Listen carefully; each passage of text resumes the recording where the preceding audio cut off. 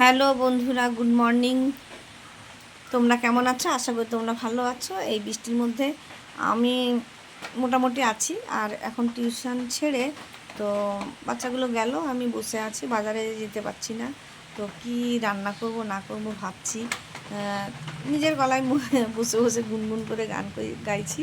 তো দেখুন আমাদের ঝাগামে কীরকম বৃষ্টি হচ্ছে।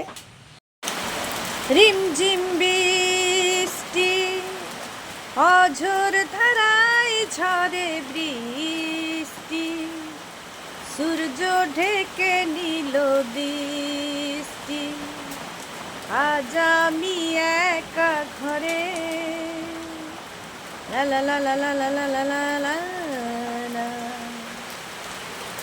কত কি মনে পড়ে রিমঝিম বৃষ্টি, অঝোর ধারায় ঝরে বৃষ্টি,